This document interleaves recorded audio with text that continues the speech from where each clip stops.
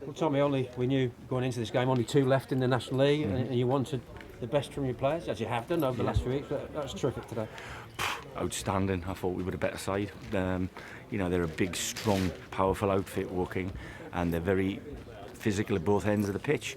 But I thought we dominated the middle of the park. I thought we passed the ball as well as we have done probably for some time, but not just pass the ball. We passed it with a purpose. We looked to be incisive through the middle of the pitch, where they vacated, to be honest with you. They wanted to be at both ends of the pitch, and we wanted to dominate the ball, which we did. And all 3 goals were really good goals. And it's really satisfying because we had a massive hammer blow of disappointment on Saturday, and everybody's felt it, me included, but the lads especially. But they've picked themselves up. We travelled down yesterday. In fairness to the chairman, we stayed overnight, which that's the 4th time we've stayed over, and we've not lost a game.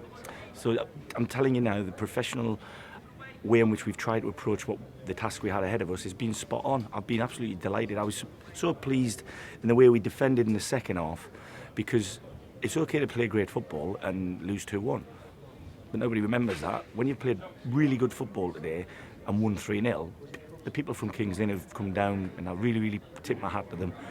They'll be going home A, happy, and B, talking about that game for a little while, I think, because it may be some of their last visits away from home, I don't know, at this level for a while.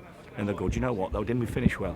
And that's brilliant. That's all I can ask from them. And to a man again, you got to remember, fellas, we played less than 48 hours ago and Woking didn't. And I don't think we looked less fit or less energetic. And we certainly didn't lack any hunger in the game, so best team won. They are a big, imposing side, aren't they? And then they introduced 2 subs who are like 6'4", 6'5". Yeah. So the aerial bombardment was going to come, but you did hold firm. You had a lot to do, didn't you? Yeah, I mean, listen, as we were making substitutions, we were getting smaller, and as they were doing it, they were getting bigger. So it was like, as lads were going on, their jobs at set pieces were almost insurmountable. We just hoped that either the delivery was aimed towards where it was a fair match in our box, but you got to give Paul Jones a bit of credit as well. On the occasions he could come and help by taking crosses or punching crosses, he did that. But also on the very odd occasion that they managed to get the shot on targets, he was safe. He was very safe. His hands were solid, and like I said, from 1 to 11 plus the lads who come off the bench, makes me very proud. The game has made me very proud, because it's another game we've put ourselves in a position to win, but we've managed to go and do it. And to pounce on 2 mistakes as well, which is good. Players alert to the opportunity. Yeah, well, without being disrespectful to them, I thought we were a technically better outfit than them. We had more in our team who wanted the ball at their feet than they did in the air. So that's going to happen, because there is always a player in any team who is not particularly technical going to make an error at some stage. So we've got to be alert. So, like I said, without going overboard, let's not forget the bigger picture. But today, it's our day. Brilliant. And Gold, he was getting some stick before the goal, so it was great to see him be able to get his back. Yeah, I thought both him and Ken took their goals really, really well.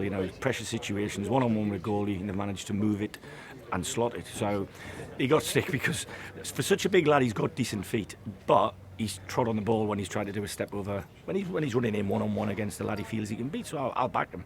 I've given him a challenge about 4 or 5 games ago, and he's sticking right to it. So from that point of view, I'm really pleased. I'm pleased for him, because when I first come, he was getting a little bit of stick. I think there was a bit of confidence lost in him, but he wasn't playing in a team set up like we set up. So I think he's proved to me that he's certainly capable of this level, and he's somebody that is certainly an asset to this football club. And reaching double figures as well is good for him. If that's the case, I thought it was 9, but if it's 10, I'm absolutely delighted, because again, I think he scored them. Well, he certainly scored 9 of them since I've come in the building. So, from that point of view, we've definitely had an effect as a staff and a team's style of play to help him do that, because I just felt he was trying to do too much on his own before. But like I said, look, it's been a great day. Other than the delayed half time, which I genuinely hope the young lad who collapsed, I hope he's well, because that's more important than us winning 3-0, to be honest. Ken Charles on the score sheet, and that meant a lot to him. You could see his celebration at the end. Yeah, listen, Ken was a very, very good goal scorer at his previous football club, but it was a couple of levels below this. And playing as a forward, you ask Gold, or you ask Josh, or you ask Michael Clunian, who's played up there on occasions, it's not just about running forward and scoring goals. It's about being physically battered sometimes, but you've got to be very good for a lot of the game with your back to the direction that you're playing, and that's something Ken's find difficult, I feel, at this level this season. So a lot of the times I've been the one person who's championed getting him on the pitch, but we just haven't been in a position, to make that decision sometimes. But listen, I think the lad can score goals. At what level? I don't know. But he'll tell me now he can do it at this. Being relegated with 2 games to go, things could quite easily just ebb away, couldn't they? But this shows that the spirit that the team have. Well, it won't happen on my watch. At the end of the day, they get paid until the end of the season, so they'll be training and they'll be playing with everything they've got. They're going to get a couple of days off because, like I said, for some of them have played 2 games in 48 hours and 3 games in 6 days. It's a hell of an effort. We haven't got the biggest of squads, but like I said, we'll wrap them up for a couple of days, get them back out the box on Thursday, and then we'll get at it for the game at Wealdstone. We'll go there with the same attitude as we've had here. We want to go down kicking and screaming. We ain't going to lie down because hopefully we'll be back.